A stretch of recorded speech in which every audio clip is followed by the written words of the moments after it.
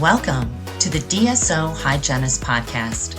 I'm your host, Christine Deal.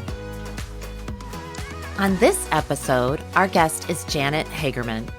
As the Fractional CHO, Chief Hygiene Officer, Janet trains emerging DSOs to create a patient-centered hygiene department that is profitable, consistent, and scalable. An international speaker, author, and consultant, Janet is the author of numerous articles, webinars, and signature books, Selling Dentistry, Meetings Make Money, and Bloom. A Medical College of Georgia graduate, Janet's experience includes over 30 years of clinical and coaching experience with both solo and small to large group practices. She is a leader. As a DSO Director of Dental Hygiene, she managed over 100 practices. Janet's specialty is to enrich, enliven, and empower others. I'd like to welcome Janet Hagerman to the podcast. Hey, Christine, thank you so much. I'm so excited about this. I am so excited to have you. And I've got many, many questions for you. But my top question so far is, what is a fractional CHO? Well, CHO stands for Chief Hygiene Officer. And, typically in DSOs or any company for that matter, you have what they call the C-suite levels. So you have your CEO, Chief Executive Officer, COO, Chief Operational Officer, CMO, Chief Marketing Officer. So you have these different, and in DSOs, you typically have some sort of a clinical officer, or they may have different names for them, but a dentist who is in charge of upholding the clinical standards. But we don't have a chief hygiene officer. We'll have, dental hygiene directors and VPs. So in keeping with what my goal is to how to help DSOs, I thought I invented CHO, but since then I've seen it in other places too. So other people are catching on. Fractional has to do with the fact that many young companies don't have it in their budget to pay for a full-time whatever that particular C-suite position is. So a fractional person goes in as an expert. They may have been a chief hygiene officer, a chief marketing officer in another company, as I was. And then they can go on a more part-time basis for a fraction of the cost and a fraction of the time and help that young company get a foothold, get a good foundation in whatever particular department they represent. So as a fractional CHO, I help young emerging DSOs create and develop a hygiene department that is patient-centered, profitable, and scalable. Got it.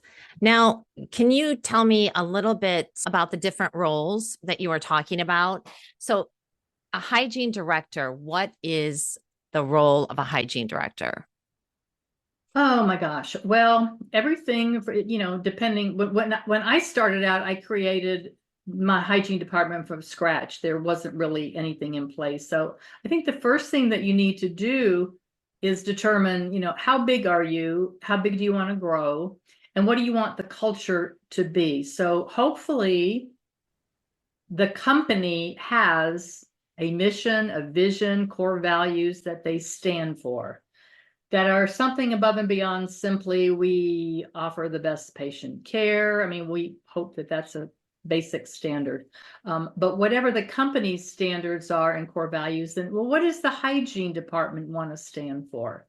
And is that congruent with the company? So coming up with your cultural core values, mission, vision, and then looking at how big do you want to grow? Do you want to grow to 10 practices? Do you want to grow to 20 and then sell to a larger DSO? You need to determine what your growth plan is, and then decide what kind of a hygiene team am I as the director going to need to support my efforts. So if we come up with a new protocol, how do we implement that? How do we get the message to our people that are in the practices? How do we train them on it? How do we do something as simple as onboard new employees, new doctors and new dentists? I mean, new dentists and new hygienists. So there's basic foundational tasks that need to be done. And then there's daily routine tasks. Looking at the metrics is huge to be able, that's really the only way we have to measure progress or lack thereof. So looking at performance in terms of, just for an example, what is, we all know, what is your difference in your prophy percentage and your perio percentages in terms of taking care of that 75% of the population that has some level of perio disease. So when you look at that in a single practice, it's fairly easy to monitor and correct that. But when you're looking across, 100 offices, say, for example, as I did when I was the director of hygiene, you can't possibly be in every practice. So the most objective, not subjective, but objective way to measure performance is to be looking at metrics. And then part of your job as the director, training your team to train the hygienists to understand that correlation and not be afraid of it and not resist looking at the numbers, but looking at it as a supportive tool to help you do a better job. Does that make sense? Yeah. Yeah. And I agree. I think people get so hung up on numbers, and it's just a measurement. It's not, I mean, you can't tell if you're improving if you don't measure. So I definitely think that's something that people should not be so afraid of, is the numbers. Now, you were talking about the different, like the director position. And I know when we onboard at my DSO, we use mentors. So each new hire is set up with a mentor that kind of goes through all the protocols and things like that. Yeah. Now, when we're talking about kind of a larger DSO, what are some of the other opportunities in the management position that are available? Well, I can tell you the way we did it with 100 practices. So that's sort of a nice in-between spot. Obviously, if you have 5 practices, it's a little different. But so in our situation, we had 4 regions. So I had 4 clinical hygiene administrators that were directly reported to me.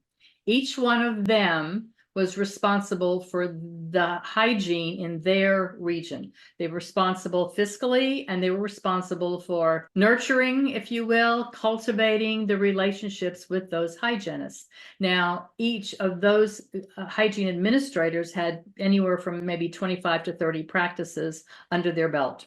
So once again, how do you touch all those in a month? So below that level, this is like corporate structure. Below that level, we had 1 or 2, I forget what we call them, mentors or whatever, leaders in each area. So we had the regions broken down further. So we had a good, maybe a dozen of these various mentors that facilitated the monthly hygiene meetings and also were there to mentor and help with the onboarding. So they practiced clinically, but not full time. So they had some extra time to be available to mentor. So, and Christine, how many practices are in your DS? 35. Okay, 35. So that's a fairly significant number. So it just depends on how big the DSO is or the group is in terms of how many mentors you'll need and what that's going to look like and what that organizational structure is going to look like. But the better handle you have on that, the easier it's going to be to onboard and also train. And all of this has to do with taking care of our hygienists, so our hygienists are happy. I just read a statistic yesterday that something like in 6 years, 30% of the hygienists are going to be out of the industry. Wow. So now hopefully we'll have some the graduating students will somewhat make up for that. But why is that, and what can we do to help our hygienists feel like they have the tools that they need, that they're being appreciated, that they have the training that they need? So those are the types of things I think that a DSO can offer if it's done right, that can ensure that a hygienist can have, a great career. Yeah, I totally agree with that. Now, if a hygienist wanted to get into more of a management position, what kind of skills do you think they need to obtain to kind of move up into a more management position? Well, first, I would say befriend your mentor or whoever supervises your practice from an operational standpoint. And maybe have a meeting with them and say, look, I'm really interested in developing my leadership skills. And I'm here to let you know that, if I can help with it in any way or volunteer to, mentor other hygienists, I'd like to do that. And I'm open to any leadership opportunities that you might have for me.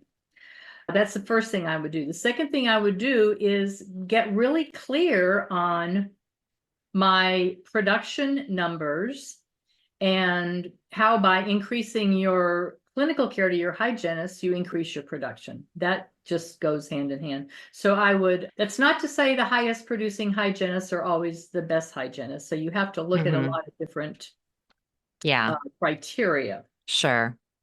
And then the other thing I would say is if you're serious about that is you need to develop your brand, your personal brand.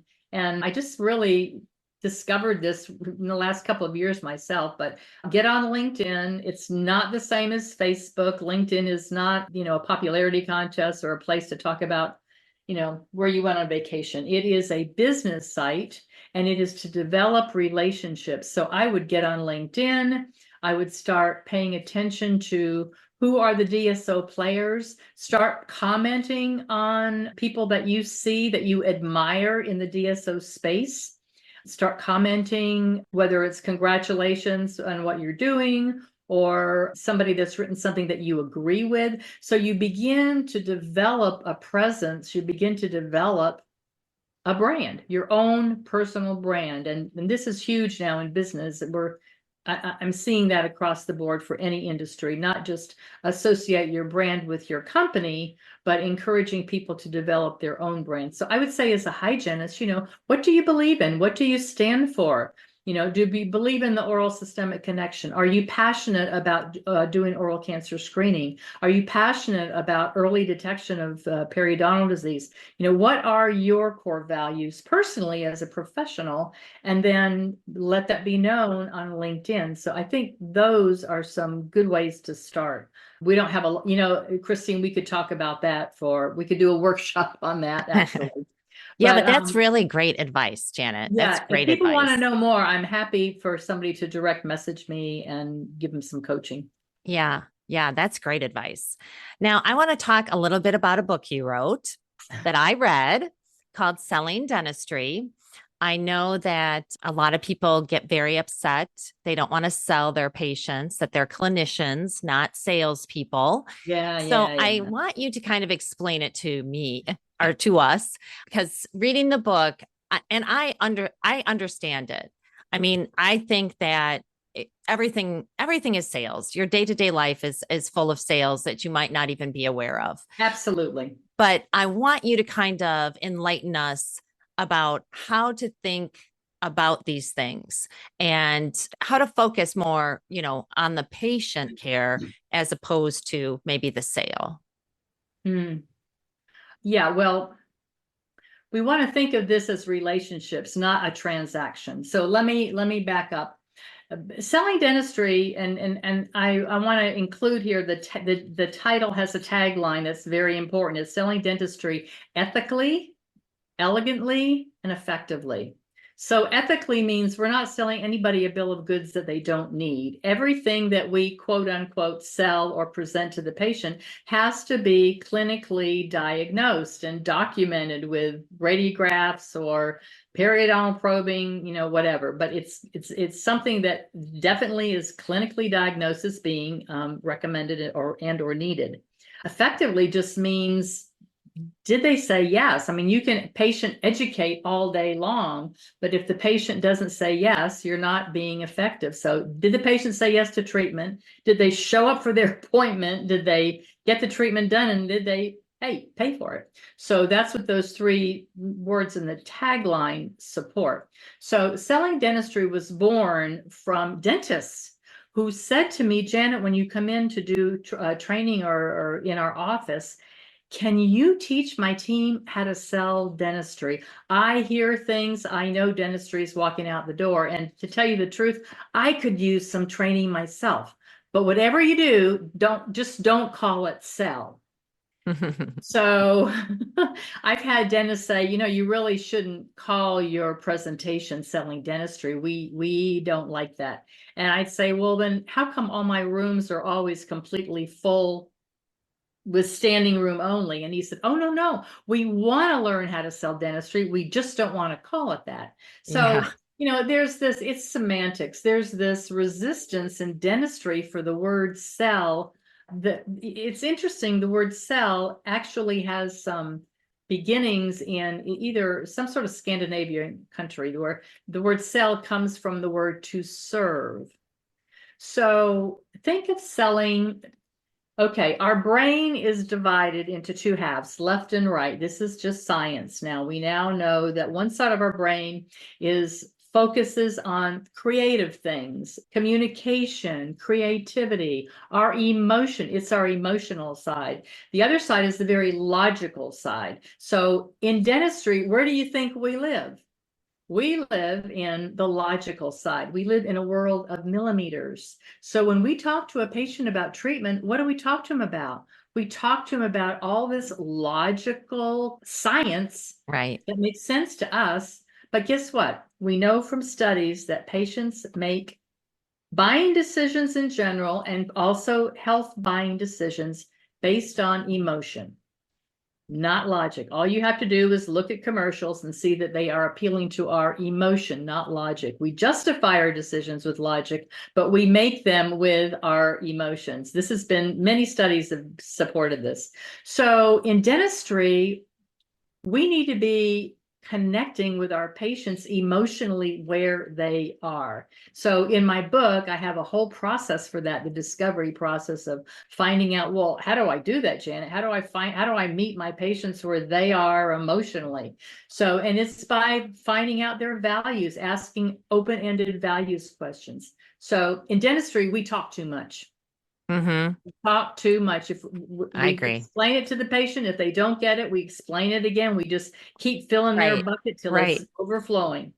And they're like, getting a drink of water from a fire hydrant. So we need to learn how to step back and ask open-ended questions and then zip it up and just listen. Wait for that pregnant pause. Don't feel like you have to jump in. Listen and get patients to talk about themselves and their values and their needs. So, and I have strategies for that in my book. And the strategies in my book are communication soft skills. And anybody can do it. You don't have to be an extrovert type personality. As a matter of fact, sometimes people who are more shy and retiring and soft and diminutive make some of the best salespeople because they seem more empathetic and they can relate to other people who are more introvertish. So, And I think they listen. yes, Yeah. absolutely. And that's such a skill that like you said, we just keep telling them the logical stuff and they're not getting it. And we are trying to just like browbeat them into like, you have a disease. But sometimes I totally agree with you. The emotional side, we have to get that in and find the values. Yeah. Yeah. So I know you talk sometimes about the clinical cap for hygienists and the business cap. So this is kind of what you're talking about in that respect, correct? Mm-hmm. Well, I think, when I graduated from college, I went to the Medical College of Georgia. I had a great education. I have a Bachelor of Science in dental hygiene. So, and I thought I got a great education. Patient education was one of my favorite topics. I'm a talker and I love to communicate. And so I thought I was great at communicating when I got out of school. And I'll tell you a little story because storytelling is part of selling dentistry also. One of my earliest patients was a bank president that came in for his routine cleaning, and he turned out to be a perio patient. So I launched into my very best dissertation of periodontal disease and why he needed to, do something about it and take care of it. And at one point, he reached his arm up and he patted me on my arm and he said, little lady, please dispense with the lecture. I have an important meeting to go to, so just hurry up and let me leave. Yeah. How many of us have heard that? Oh, so you can imagine how embarrassed I was. And then I was so angry, like, how could he's a bank president. How could he not care about his perio health? And then of course I got over it and I thought, okay, where did I miss the boat, Janet? How could you have so poorly not related to this patient? And what I now know, if I had known then what I've learned over the years, that began my quest to study communication styles and figure out, how do you sell dentistry? How do you increase your get case acceptance? So over the years, I put together my philosophy, and that's in the book. But to answer your question, what I didn't know then, I just thought, all this numbers and all the business part, that's for the front desk. I'm a hygienist. I'm a clinician. That's my job. I do the clinical part and you guys do all that business stuff. So once I became a consultant, I was encouraged to become a consultant. I said, I'll never be a consultant. And then I became a consultant. So the very first thing I had to learn is the things that you and I have been talking about. What do you measure? How do you measure? What does that mean in terms of performance? And then how do you turn that into clinical strategies to improve that? So I think it's important that you are able to look at a dashboard, look at the metrics, and different DSOs, different solo practices have different practice management softwares, whatever that is, but they all have the ability for you to look at your performance, those procedure performance indicators. That's the report, because you want to see your procedures by the procedure code and see how many of them are you doing. So, if I'm putting my business cap on, I'm going to say, okay, as a hygienist, 75% of the people in this country have some level of periodontal disease, whether it's gingivitis or periodontitis. So I'm going to look at my procedure reports and I'm going to look and see, well, how many scaling and root plannings am I doing? How many quads? I'm going to see how many, you can anecdotally as a hygienist guess how many of your patients, what percentage have gingivitis. Sure. If they're bleeding and they don't have any bone loss, they have gingivitis. Any hygienist, who's paying attention is going to say, oh yeah, I bet half of my patients have that, or I bet 3/4 of my patients. So let's look at the number and see exactly what that is. What are your quadrants of scaling and root planning? And more importantly, what are your prophies? So if we believe the fact that according to the American Dental Association and according to the American Periodontal Association, it seems to be the number anywhere between 75, 85%. Let's say 75, that's easier to work with. Then only 25% of my procedures should be prophies. So if my prophies are higher than that, then we go back and we look at, well, clinically, what are we doing? Are we probing all of our patients? Do we have a criteria for how we diagnose? I know hygienists aren't legally allowed to diagnose, but we certainly are able to assess and partner with our doctors. So together we agree on the criteria. And then if I'm doing prophies on patients that are perio patients, how do I change that? So, and a lot of the selling dentistry protocols in there, help with that. So it's more than just going in and punching a clock and putting on my clinical hat. I want to be paying attention to, as a business, if I was a hygienist and I was allowed in a state, which hygienists have been trying to get, if I was allowed to have my own practice, what would I have to look at? What would I be looking at? So I hope that sort of answers it. Let me wrap it up by saying patient care and numbers aware. Oh, I love that. Patient care, numbers aware. I love that. Well, thank you so much.